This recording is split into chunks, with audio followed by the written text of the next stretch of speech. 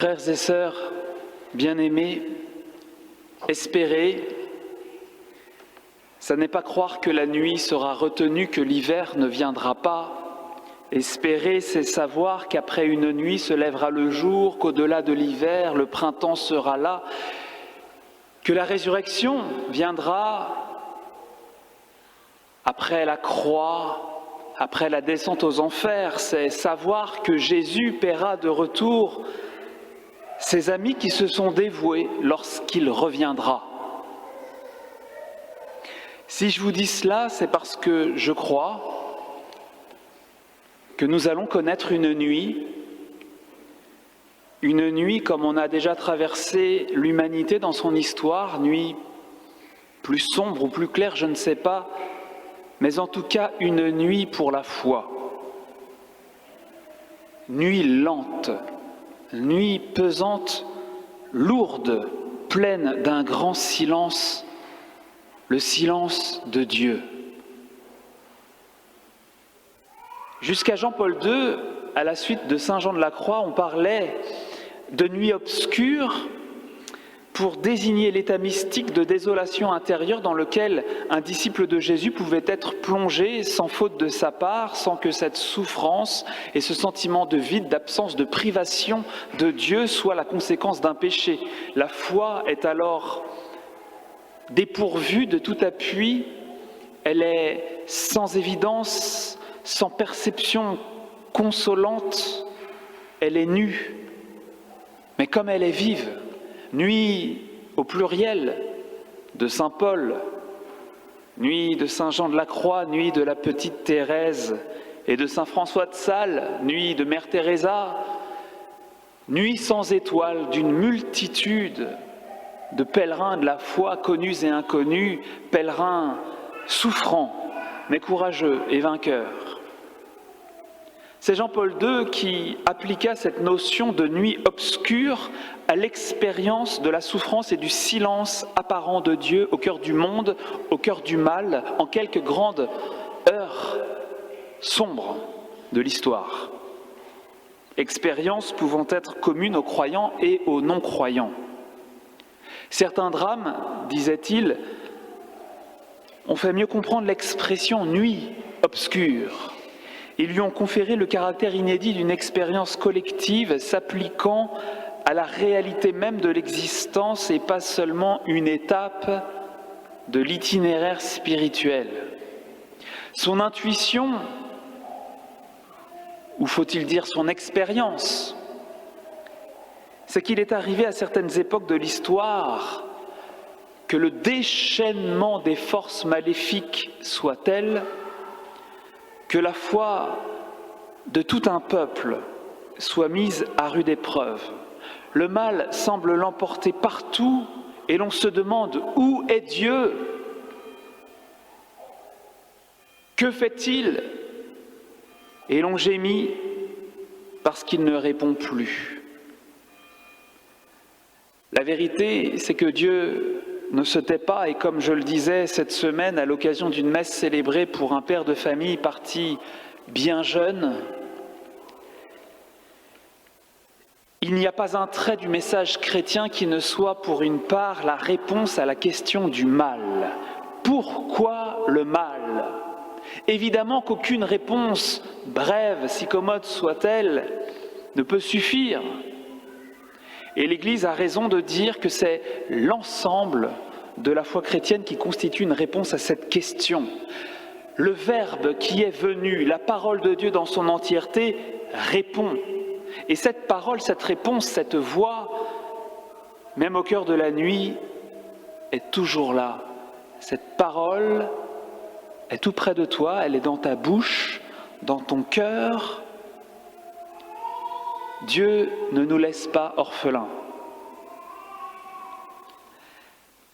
La nuit qui vient sur notre nation est déjà commencée.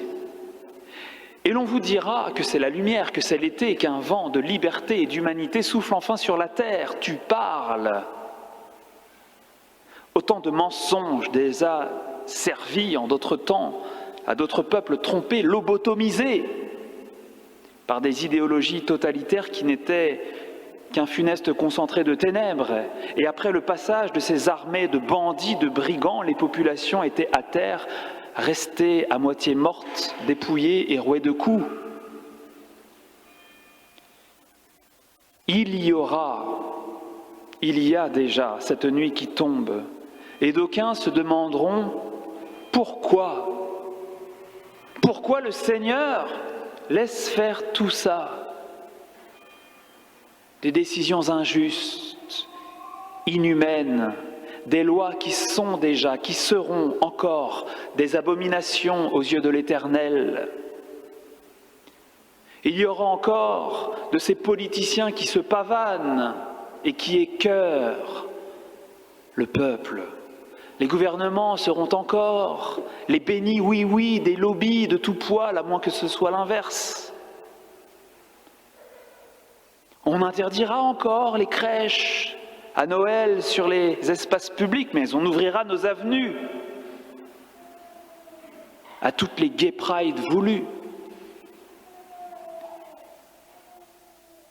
Vous verrez la foule des bien-pensants applaudir la PMA, la GPA, l'euthanasie qu'on pratique déjà.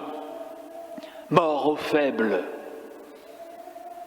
Mort aux faibles. La culture du déchet contre laquelle se bat le Saint-Père depuis le commencement de son pontificat est en marche. Ce que François considère comme un nazisme en gants blancs est aussi un petit soviétisme à l'occidental. En 1995, Jean-Paul II écrivait déjà « La démocratie, en dépit de ses principes, s'achemine vers un totalitarisme caractérisé et nous dormons. »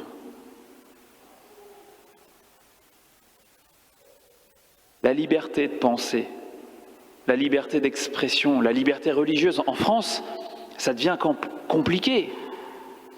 Si vous n'êtes pas un tenant de la pensée unique, vous n'avez plus voix au chapitre, à moins que ça puisse donner lieu à un lynchage médiatique juteux. Et bien entendu, en dépit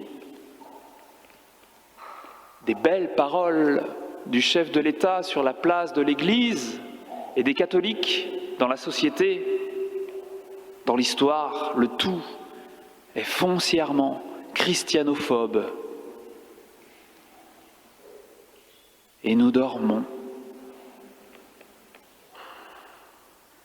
Nuit de la foi.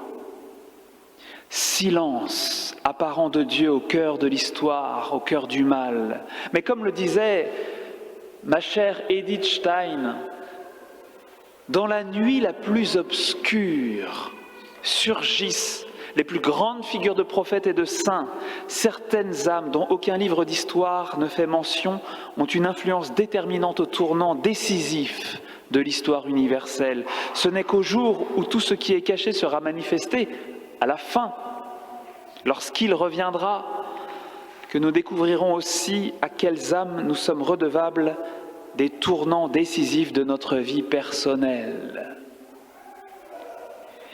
Et c'est là que je retrouve notre cher, notre bon Samaritain que je n'oublie pas. Je ne l'oublie pas, mais je voulais d'abord parler des malfaiteurs, des bandits qui sont passés avant lui et décrire ce grand blessé, ce grand corps malade qu'il a sous les yeux aujourd'hui. Notre nation recouverte d'une nuit au fond d'une gorge. L'homme d'aujourd'hui que les forces du mal cherchent visiblement à perdre, à détruire corps et âme. Alors que la nuit tombe, une nouvelle fois, il y en a eu des jours et des nuits au long de notre histoire, nous n'avons pas d'autre alternative que de nous cramponner à Jésus comme les disciples d'Emmaüs, qui étaient dans la nuit. Reste avec nous, car il se fait tard et déjà le jour baisse. Oh oui, reste avec nous. Nous cramponner à Jésus, à ses paroles, à ses sacrements, nous cramponner les uns aux autres, chrétiens, et nous en remettre sans sans aucune réserve à lui, pour qu'il puisse disposer à tout instant de nous, selon son bon plaisir. Le Seigneur a un plan, n'est-ce pas? Dieu sait ce qu'il faut faire. Dieu sait ce qu'il veut faire. Dieu sait ce qu'il peut faire et ce qu'entre ses mains, entre les mains de sa mère Marie, nous pouvons devenir, tout ce qu'avec sa grâce nous pouvons accomplir. J'aimerais attirer votre attention sur un détail de la parabole. Ça a l'air de rien, mais c'est capital, c'est décisif. Qu'il s'agisse du prêtre, du lévite ou du samaritain, aucun n'avait prévu de croiser le malheureux sur sa route ce jour-là. Par hasard, dit Jésus, un prêtre descendait par le chemin. De même, un lévite. Par hasard, donc. Le samaritain, quant à lui, était en route. Il partait en voyage. Il avait un but en se mettant en chemin. Il ne prévoyait pas qu'il allait sauver une vie. Il ne savait pas qu'il deviendrait l'icône de la miséricorde de Jésus. Il ne savait pas qu'il allait devenir un grand saint, mais il était prêt. Prêt parce que disponible, prêt à tout, à se laisser faire, à se laisser bousculer, surprendre, prêt à laisser Dieu être Dieu dans sa vie. Le maître d'œuvre, le maître des opérations n'est pas comme cette place que nous lui laissons la plupart du temps, l'inspecteur des travaux finis. Non, le maître d'œuvre. Prêt à laisser Dieu être Dieu dans sa vie, prêt à laisser Dieu surabonder d'amour. L'huile de la tendresse, le vin de la vérité, surabondance d'amour sur les autres, à travers lui. Une parole extrêmement réconfortante du Nouveau Testament est celle-ci qui est de saint Paul, là où le péché a abondé, la grâce a surabondé. Eh bien, c'est toujours, dites-moi si je me trompe, c'est toujours à partir, au travers du cœur d'un homme, d'un cœur ouvert, le cœur de Jésus d'abord, celui des disciples ensuite, que l'amour divin surabonde sur la terre.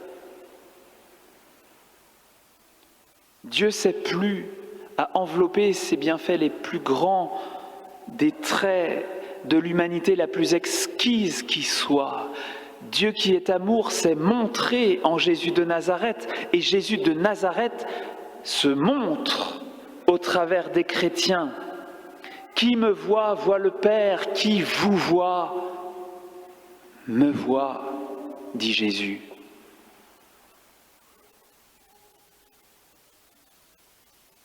Mes amis, croyez-vous en la providence? Si oui, vous savez déjà que votre propre chemin ne peut que vous surprendre, vous dérouter. Dieu intervient à l'improviste.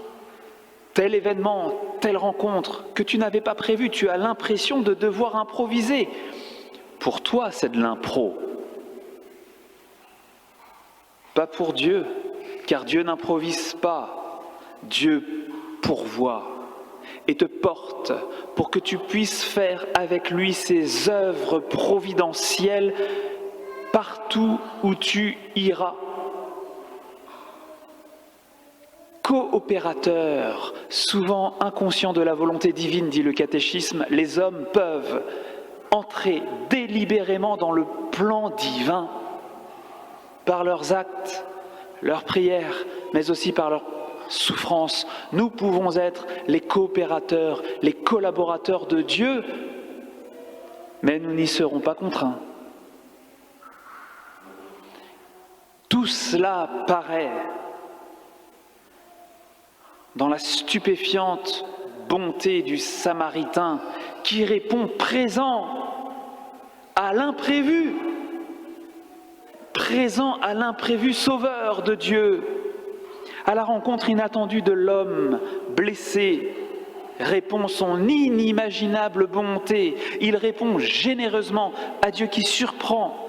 Il agit, il réagit immédiatement, saisissant au vol l'imprévisible providence. Et il a fait ce qui devait être fait. Il l'a fait et cela devait être fait. Et le mal a été vaincu. Le Dieu tout-puissant, dit saint Augustin, puisqu'il est souverainement bon, ne laisserait jamais un mal quelconque exister dans ses œuvres s'il n'était assez puissant et bon pour faire sortir le bien du mal lui-même. C'est clair dans la parabole. Le bien qui jaillit du Samaritain ouvrier de l'imprévisible providence finit par recouvrir et par effacer, par annuler tout le mal commis.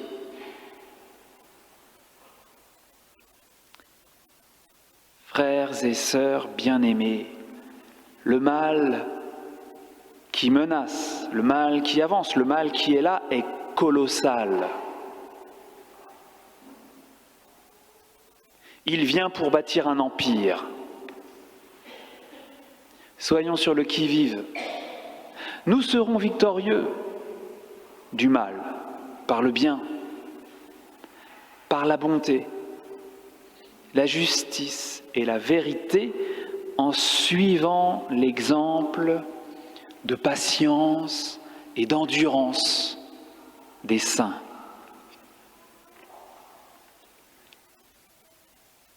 Amen.